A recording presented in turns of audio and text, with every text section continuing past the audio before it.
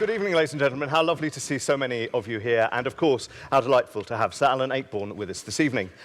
We sadly missed a platform when Season's Greetings was on. We couldn't make a date, so we're sort of catching up for lost time. And also we're here, obviously, to mark the return of a small family business. We're in the house right now, to the Olivier Theatre, where it was first seen some 27 years ago. So was it good to see it back in its old surroundings?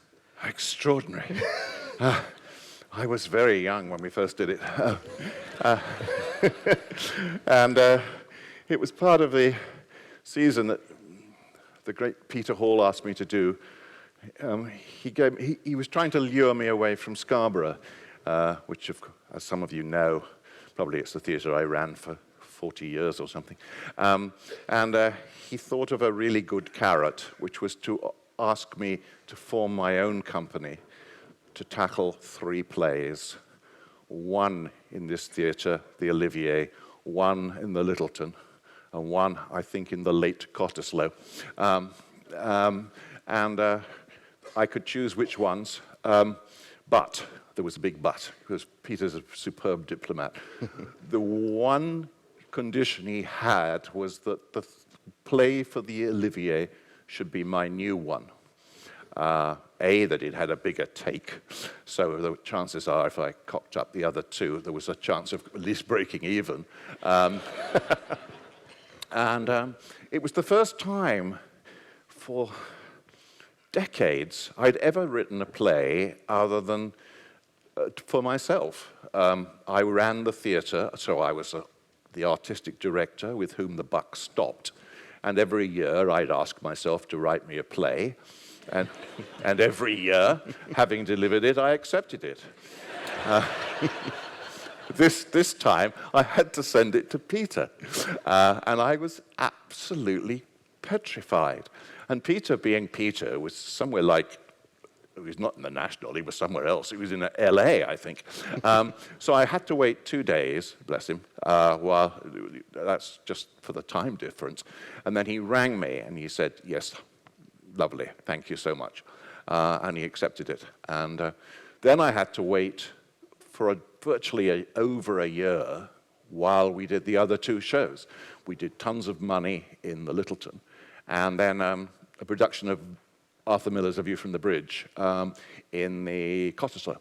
And then we came to this one. And by then, the company had gelled. They were all in the same place, or most of them had been playing together for the preceding year, so it was quite exciting. But I'd forgotten anything. I read it once before the read-through, and we all sat round the table and we read it, and I was thinking, yeah, this reads okay, but how does it go on stage? And the National are very good at providing you with mock-ups in rehearsal rooms, so I had a scaffold mock-up, very much as they had this time. Otherwise, a play set on 2 levels is really incredibly difficult. If you're trying to visualize it just sitting watching a flat space. So we had the thing, and I started blocking it. Is it moving it on its feet by a second day? And I really wanted to get through it. So in 2 days, we got right through it. And thank God all the moves worked.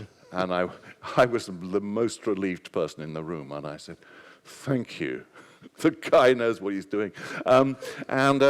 So we carried on from there. And and you wrote it in advance. At that point, you had a reputation for delivering perhaps the night before you started rehearsals, so actors never actually knew what they were playing. You wrote a year, that was the first time you'd done that, is that right? Yeah, it's the first time, and therefore my nerve had broken, because the reason I wrote was that at least if we were into rehearsal, I couldn't lose faith in the play. But of course, there are stories of actors literally having not read it because they've slept or something. And when we got into the read-through, I could see them surreptitiously feeling through the pages to see if their character died at the end of the... or whether it made it to the last curtain. Because we used to just cast anyone from scratch in the company. We had about 6 or 8 people in the early days. And this was the chance to play with really big toys, which I was so grateful to Peter for having asked me to do it. And writing, yes, for this size an auditorium and this size a stage, also end on, because everything you were writing was for the Stephen Joseph Theatre at that point, in the round. Yes, a lot of it. I'd written, yes, it was the first time end on. But it's such a big and daunting space, and it was even bigger in those days. I think under Trevor Nunn it got a bit shrunk, but it was a huge space. And if you ever see it without any scenery on, it is like a baseball ground. Only matched by the Littleton. It looks like a football pitch. And so having written once for the Littleton early on, the first play I did here, which Peter also asked me to do, I decided, rather than trying to encompass that huge space, because I wrote in such domestic areas, I divided the stage into three bedrooms. And then in this one, because it was twice as big, I then divided it into 6. I worked on the principle of divide and rule. Going back to that, Bedroom Farce was your first association with the National, obviously under Peter Hall, and you were co-directors of that play. How was that relationship? Well, I don't think he really trusted me. I was still directing my own plays feverishly away in Scarborough, and because it was a big grown-up theatre with serious people, he decided to keep an eye on me, which meant us sitting there, and in the National you've got a whole load of assistants and assistant directors and staff directors, and we both had a staff director and an assistant director, and the two of us getting up and walking towards a poor little actor standing there, and there's 6 of us converging on him. What have I done? What have I done? But unfortunately, because I was rehearsing something else in Scarborough, I didn't turn up until the end of the second week. We had 8 weeks rehearsal. It was a ridiculous amount of time. That was 4 times more than I'd been used to. Peter said, we had a couple of days together, and then Peter said, Alan, I feel very confident now to leave you, and if you have any worries, I'll be just next door. I said, what are you doing next door, Peter? He said, Volpone. I said, oh, you're directing Volpone. Oh, great. He already planned to go. I didn't see him again until the tech rehearsal. He's a jolly useful man in a tech, because it was his building, so everything got done rather quickly. But I rehearsed with the actors, and we spent a very jolly time. But being a short sprinter, I ran out of things to tell them by about week 4. So we sat and we ran it a couple of times, and then we ran it a couple of times, and then we ran it a couple of times. And then the understudy started to fall asleep, bless them, and so we sent them out.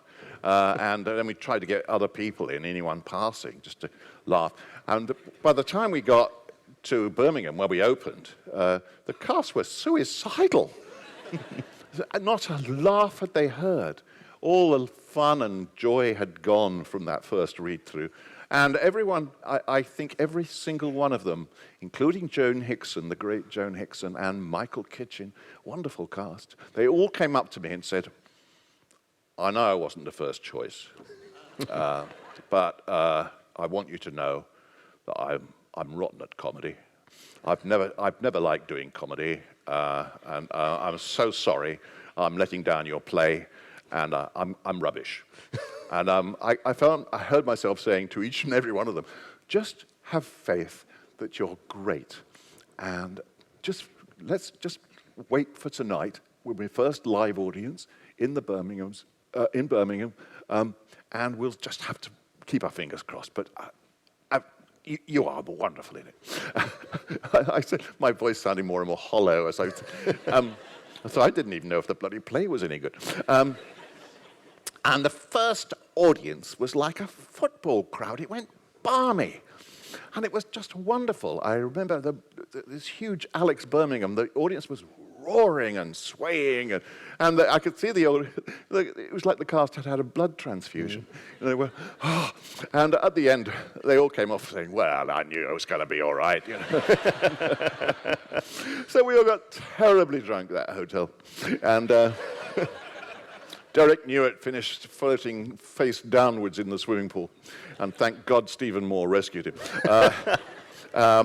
And word got around that the National, which at that stage was just early doors, and it was coming in for an awful lot of very hostile stick from the press.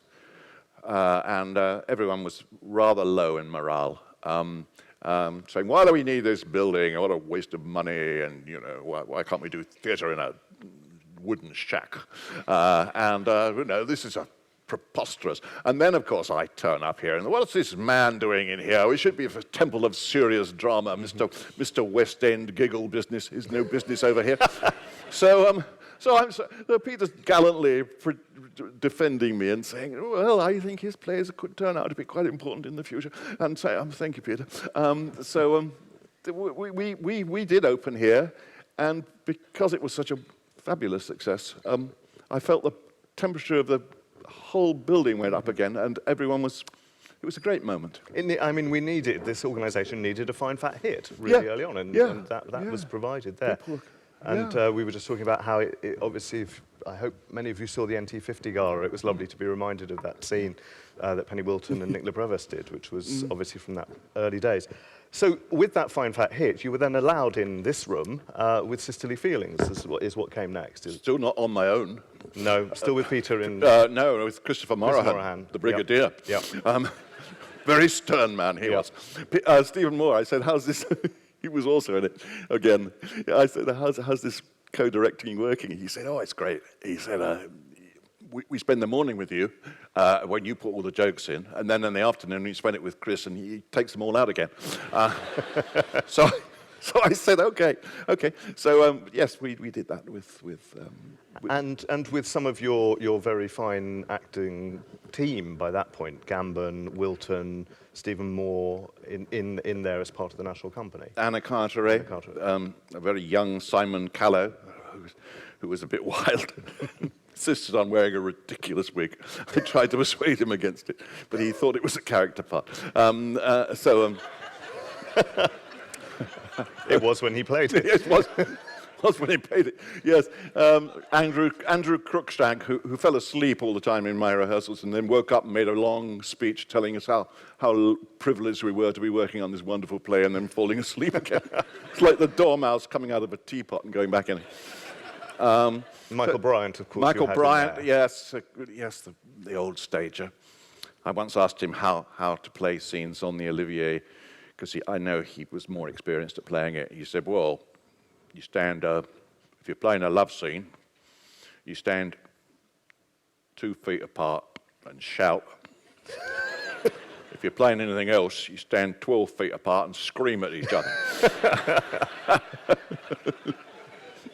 And never forget, he was always in the Bryant spot right in the middle when he did that. They found the spot immediately. Wouldn't move from there. Sisterly Feelings, of course, had all sorts of permutations, tossing a coin and making choices. Do we know if it's true that Gambon had a double-headed coin for the... Yeah, he used to be an engineer, Gambon, the old rogue, and he sliced a perfectly good 10p piece, I think, down the middle, and glued the two heads together. So they gave it to me at the end of the run. And so much for random theatre. So that was so he could get an easier night. Yeah, he wanted to do the easy night. He'd give Stephen Moore the coin. He said, "Can we do that?" So from there, we move back to the Littleton for Way Upstream. That's what comes next. The watershed play in so many ways. Then I was left on my own, and Peter said, "Oh, time for you to do one on your own." So. That was an ill-fated project. But you like everything, I always say the good thing about the theatre is if you really have a copper-bottom disaster on your hands, it provides the best stories. And if you have a really successful show, people never start a story. Well, I was in this very, very successful production. They all started. I was in this show, and it was an absolute stinker. And Way Upstream was a stinker. We rehearsed it very happily in rehearsal room on a wooden boat on wheels. And it wasn't until I came into the building for the first day of the technical rehearsal to meet two London fire brigade officers coming out saying, and I remember him clearly saying, "I don't think they calculated the weight of water." And I remember thinking, uh-oh. When I came in here, into the Littleton, I saw Roger Hulley, the production manager, sitting, his head in his hands, and just Armageddon. The tank, the fiberglass tank, had split from end to end. And water was pouring at an unstoppable rate through the Littleton stage and into what turned out to be the main switch room of the entire building, which some enterprising stage crew had made a sort of funnel of polythene and guiding the water out into the Thames. So, and there was it was a most disastrous thing. And so we got it right, or more or less. And then none of the banks would move because the workshops had a backup due to other productions. And we had the National had a very fine metal workshop here, as well as a wood workshop, carpentry workshop. And because the banks had been designed to be built with wood, and wood was suddenly unavailable because the carpenters were up to their eyes in work, some bright spark said, well, we can make them with metal. Now, anyone knows, and I didn't do physics at school, that metal weighs a bit heavier than wood. So the banks actually were like Sherman tanks. And what was a simple show with ropes was suddenly desperate stage crews trying to move the damn things at all and cutting gouges in the stage as they did so. And so it just ground to a halt. So I cut the moving banks, and then we got to the moving boat. Had to move. And that had to move. Yeah. That had to move. And it was built for the cast, and then proprietaries insisted, and the various crews insisted, that there were at least a couple of dressers on board and a couple of prop men to hand the actors their props, although they were perfectly capable of picking them off a small table coming up on deck. So the boat was bursting with people, and it could hardly move. And there were two stage managers in there cranking it, moving it as well. So there were 12, 15 people in there, boat designed for 5 or 6 people. And it became completely untenable. The whole production slowly disintegrated before my very eyes. But it did get on. And the content, I mean, you said Armageddon. It literally, that play contains Armageddon Bridge is where the journey upstream leads the boat. And there's this extraordinary, it's sort of England on a boat, class warfare seems to take place. I remember that one of the critics outed one of his colleagues saying he left 20 minutes before the end and he missed the whole point of what this play was about, because it does take an incredibly dark turn in the very latter part of the play. And it was quite a surprise to us as audience then to find that in your work. Yeah, I was moving that way. I was certainly, it's a long journey from bedroom farce. Yeah. It was really an attempt. It was my first tentative steps, and I have to thank the National for that, about trying to say something other than domestic. But I still kept it domestic, and there was a couple of families on a boat, really. But and I was quite concerned about the extremist views that were slowly being delivered, and I thought the people in the middle really needed a voice, really. And the whole message of the play was basically they get taken over by pirates. And there's a very left-wing pirate and a very right-wing pirate, and they're both very scary pirates, and they nearly kill them. So the little people huddle together and say, and they escape. And then they say, we have to go back. We have to stand up and be counted. And that was the point of the play, really. And they sort of end up in a Garden of Eden is how it's often been reported when they jump naked into the river at the end of it. It's a really kind of uplifting ending in a very, very dark and nasty... Well, they get liberated, really. Yeah. I was trying. It's a bit of a corny thing taken out of context, Yeah. but because they're both a very inhibited little couple. One of my typical couples, where the guy can't really get it together, and the woman's very frustrated. And eventually, they decide. One of them voices their dream of just swimming naked together in the river, and they both take their clothes off at the end, and make to jump in. And hey, It's lovely. but, I took it to Texas with our company in Scarborough, and they flooded the stage, and they did all the bits, and they'd only. I think the last play they'd seen in Texas had been How the Other Half Loves. And I did say there's a bit of nudity. I didn't tell them that there was full frontal nudity. And as I got to Texas and to Houston, I suddenly sensed maybe this was going to be a bit of a shock to them. And I said to the actors, be a little bit surprised if they're a bit shocked by the nude scene. And they both took their clothes off, and they both turned frontal towards the audience. And a woman did a psycho scream. She went, "Ah!" And I could see them both freeze. And then there was a blackout at the end of the play, and I thought, well, what have we done? What's she seen? What has she seen that nobody else has seen? And then a man was so angry, he ran down one of the aisles and was dancing just in front of the stage as the cast were bowing with their dressing gowns on by now, and tearing up his ticket and trying to throw it at them. And obviously, with the house lights a bit blinding, with the lights a bit blinding, they thought he was giving them a standing ovation.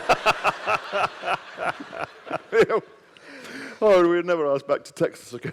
But you were asked back here, and you popped back up to the Olivier. You were moving between the two.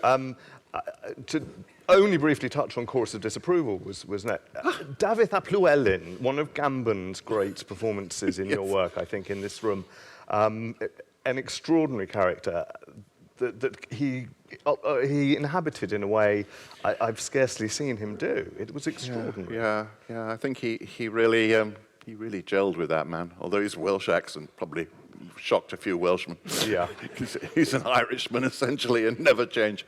But no, he was wonderful. And but getting him alongside a wonderful actor I had brought on from nobody. I found him in a cellar in Leeds, painting scenery. Bob Peck, who turned up to play Guy, having just done a fantastic television series, Edge of Darkness, which made his name. And those two were a wonderful cast. Imelda Staunton, magic people, Gemma Craven, go on and on. And then it was the time for the company after that. So you... Yeah. Now, as a director, I'm right. I have to kind of own up now. This was when I was an usher here, and I used to be on that usher seat up there. Hello, every night, watching Small Family Business. But prior to that, one of my great National Theatre experiences was being at that first preview of A View from a Bridge, where famously we clapped and clapped until they had to come back all the way from the dressing rooms. It was one of the most extraordinary nights of theatre I'm lucky enough to have been part of. Oh, I was glad you were. And for Gambon, he suddenly took a step up in that role. Yeah. With you working, and also I think it was a moment of your recognition as a director. Well, I had never been seen to direct anybody else's stuff, which is always mine, and I'm fairly invisible when I direct my own plays, except for people who know. But this was a play that I'd seen originally years ago, and it was one of the Miller canon that was not seemingly done very much. So Mike and I decided to do it, and he to play Eddie. And I remember the first day saying to him, "This is such a pressing play. It just tears your heart out. Let's try and get as many laughs as we can in the first 10 minutes. And so he took me at his word, took me at my word, and we got it. And of course, it's that secret of making sure you like the family. Because when the laughter starts with that mistaken little family, you feel for them, and you love them, and you laugh with them. So you also cry for Eddie at the end. So it was. And it was I mean, I always remember Liz Bell's performance as the wife was just so delicate and beautiful. And then she was up here as crude as hell playing Anita. But it was such a beautiful relationship there in that. Then, so Small Family Business was written for Michael? I suppose it was, but it was also written for the rest of the company. I had another actor in there who was a bit of a treasure, who'd also led the company in Tons of Money, the first of the three, Simon Cadell.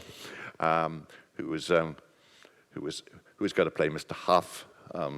So I thought he's known for his comedy. Let's give him a real nasty, and he loved it. He loved slinking around being Mr. Huff. And there were all sorts of people. A lot of the company were old Scarborough stock, and it was nice to bring them onto the big stage because they'd served me well and faithfully through the years. Now, when I sat there 2 nights ago watching it, at the interval, I turned straight to the person next to me and said, "Oh God, I'd forgotten how horrible the 80s were." It's quite extraordinary how it captures that time. Certainly I, as a young man on a not very well-paid job, tearing tickets here, which was great, but felt about the state of the nation. And it still resonates. I wrote down that Mark Ravenhill called it one of the most intensely political plays of the period. Is that what you set out to do, Mr. Ayckbourn? No. No, I set out to write one of my family plays. Yeah. But I was concerned, even then, about the slipping, the fact that there was no agreed moral consensus, and it seemed to be encouraged by the central government to be getting, everyone for themselves. And so people were just compromising what were, in my innocent little school days, because I am Jack McCracken, really, as naive as hell, but that everybody said, yeah, well, big corporation, you can steal from that because they'll never miss it. You can take that and you can do this. My mum was a great example. She used to steal masses of things. She used to work in an office, and she'd come home with pencils and reams of paper, and I was waiting for the day she came home with a desk. Then we go to a hotel for a holiday, and she'd be stuffing pillowcases, and I'd say, "Mum, what are you doing?" And she'd say, "No, never miss it, never miss it." I said, "Well, this is towels with Royal Hotel written on them. And we're never going to use them." And everything went into suitcases. We used to bring extra bags. And it was quite an accepted moral code. And so I thought, yeah, well, okay, but if we finish up doing that and compromising all the time, and this is a chart of a man who's wonderfully, wonderfully, quaintly honest. Is a Jack McCracken who is forced to compromise his impregnable principles to help his teenage daughter. And he finds to his horror that everyone around him has been bending the rules forever, but he's just been unable to recognize it. And then he slowly gets drawn into this web of deceit. And I won't spoil it for you, for those of you who haven't seen it. But he's then dragged down until he's involved in the most horrific crimes, which leave you breathless. At least it's a sort of what Peter called a moral fable for our times, really. And we haven't, I swear, updated a single word of it to today, and it's still relevant. And in fact, if anything, it's worse.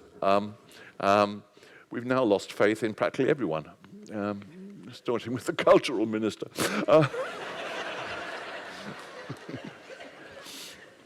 But it starts with the paperclips. Starts with the paperclip. Which is still a watchword in my household. For any time there's anything a little bit dodgy, we all just go, paper clips, and we stop ourselves. It's a standard practice, thank goodness.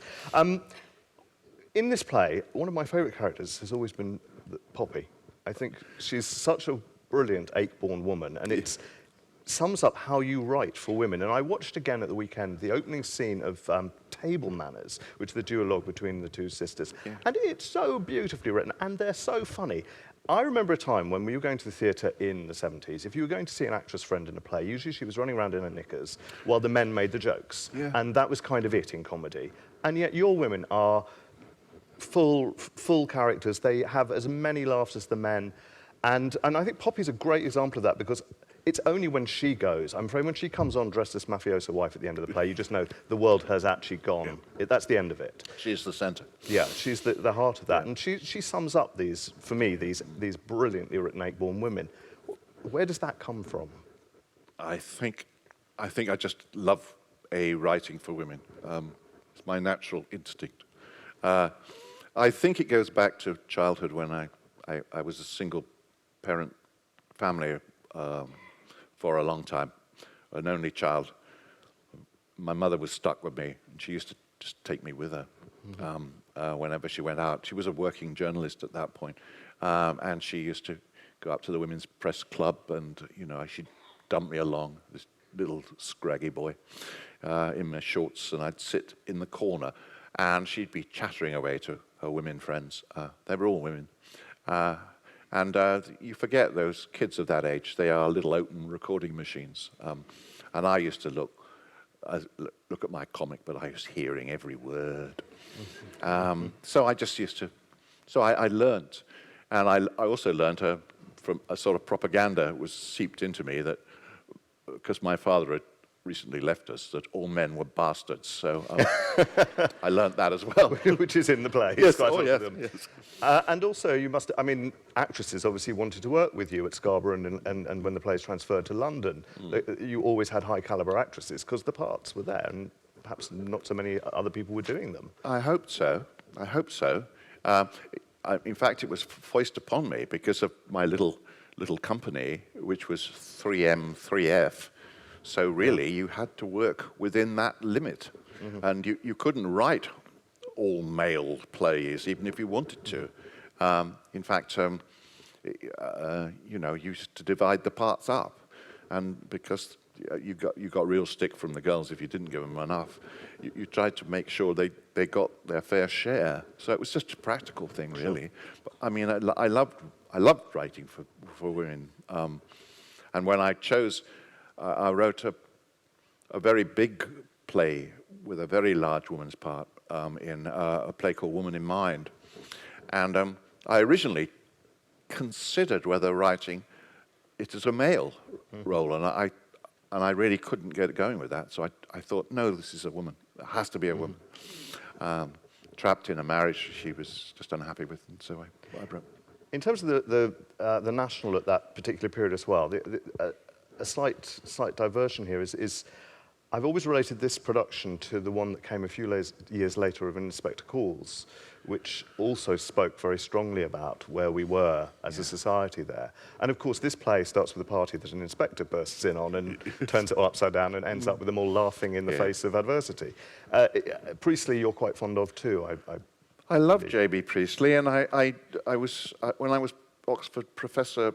For a Cameron Mackintosh professor in the 90s, I was talking to one of the young go-ahead student directors, and I mentioned Priestley's name, and he'd never heard of him. And I thought, oh dear. Yes. You have missed something, because he is one of our great English writers. And although some of it creaks a bit, this place like Time and the Conways is just stunning. And I just loved the way he switches the time in the middle there, which taught me how to play with time more than anyone. And he's written some wonderful stuff. And he writes brilliantly for women, too.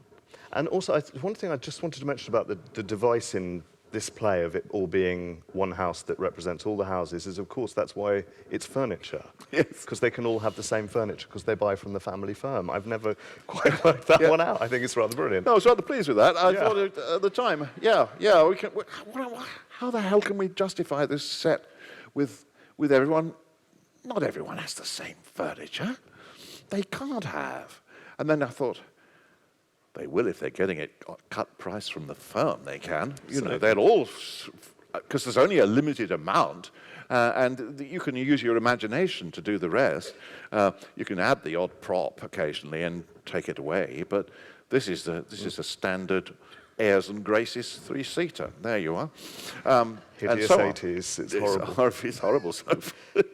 Airs and Graces furniture is something I'm going to avoid. We're saying they didn't have IKEA then, it would have been a very different story. No. And one thing I also remember from tearing tickets was that Poppy had a very distinctive dress on in the long first scene. And you used to see that dress coming in on the audience, that women would be wearing it, and you'd think, oh God, what you're about to go through in terms of what this is saying about it. It was very of the moment. And also a death on stage. Is that the first on-stage death? I think so. Yeah. Yeah. So that I haven't killed anybody before. No. That was... I've killed an awful lot since. Did it become a trend? Yes. Well, once you get over the shock of, I've actually killed a character, you get the you get the urge to taste for blood, don't you? I think that's where Shakespeare went wrong. You've always had quite a bit of technology in your plays. Wildest Dreams, I remember, was the first time I'd seen a computer on stage, yes. I think, with a screensaver. I thought it was like amazing. Yeah. That's an appalling segue into the fact that we've taken Twitter questions. That was really bad. That's why I'm not on Richard and Judy. Cameron says, at National Theatre, what first inspired you to start writing, Mr. Ayckbourn? I don't know. I just... my mother was a writer, as I said, and because I was a kid on holiday and I was an only, and she used to be working all through the holidays with a large typewriter on the kitchen table. She bought me a John Bull typewriter, which is a baby thing about this, covered you in blue ink, and I sat underneath her table and typed my own stories, and that's my... Mummy did it. I said at the time, if she'd been making pastry, I'd probably been a bloody good chef. Are you a good chef? No. No, okay. No. I'm a good lousy typist as well. I quite like this from Mike, says, where is Pendon? There is a Pendon. Yeah. It's north of Reading. And I was talking to someone who asked me the same question. I went, oh, well, it's somewhere there. Oh, my God, Pendon. There's a Pendon. There is a Pendon, and it means little village. There you go. And I've because there's a miniature, one of those wonderful English, and it sounds like something out of my place. There's a miniature village society there. You know, people who build tiny villages, and this is huge with railway trains running through it. And you get, I joined them immediately, and you get messages saying, "Good news! You know the glue factory is now built," and they built something else. And they said, somebody then wrote to the newsletter and said, I understand Pendon is being used by an author in some plays, and can we stop this? So it's rather exciting. But how many plays? Several of the plays start. Pendon keeps popping in, yeah. Pops in now and again. East Pendon Occasionals is a cricket team. Pendon Bridge, Pendon comes into way upstream. They start there, don't they? Yes. The Willows Lower Pendon Bucks is where it started, in relatively speaking. Pendon Light Operatic Society. Palos. Pendon. Yes. Mo says, how do you go about fleshing out your characters so they are believable and able to connect with the audience? Oh dear, the hard ones first. No, it's instinctive, really. They probably, once you've got their line through the play, the fun bit is always writing dialogue, and I always leave that till the very, very end. I have to know the character very well, and then I write them, and then I go through it again. And they tell me their voice quite distinctly. They've developed it by the end of the play, the first draft. And then I'll go back and I'll just tidy it up. Because the people talk in different ways, as you'll appreciate. some of my characters talk in short, sharp sentences. They just don't quite know what they're going to say. And others talk in very measured and leisurely sentences and are always continuing, although they're quite confident that no one's going to interrupt them. Mm-hmm. And so you just find their voices, and you can, I don't know, it's the fun thing. It's either there or it isn't. I don't quite know where I get it from. Anne wants to know, how did you manage to structure the 3 Norman Conquest plays and not lose your mind? I wrote them sideways. I think this has been, I wrote scene 1, scene 1, scene 1, scene 2, scene 2, scene 2, scene 3, scene 3, scene 4, scene 4. And I finished 2 of them on one night. I remember 2 scene 4s finished, and I thought, this is the last time I'm going to do this. But no, I went sideways. It's the only way to do it, because you cross-check what's happening in the other room. If you go downwards, and I wrote House and Garden simultaneously, because I was also aware that if an actor up in the Olivier wasn't going to make it to the Littleton if you didn't. Jane would like to know which of your characters you most identify with.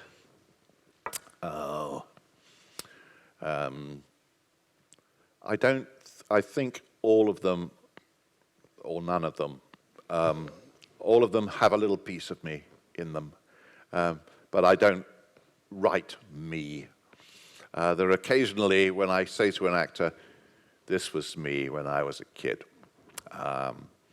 This was, I remember, and they're not necessarily the male protagonist. There's a play of mine in a sequence called Damsels in Distress, and there's a character called Sorrel. And I said to her, she's the sort of kid who would turn on the tap and run it till it was scalding, and then put her hand under it, just to see how much pain she could take. And it was a sort of self-control freak. And I said, that was me when I was little. I would do that occasionally. And so there's little elements of you. And you go, God. I can't not but mention that on Saturday it's your 75th birthday, and that's rather wonderful.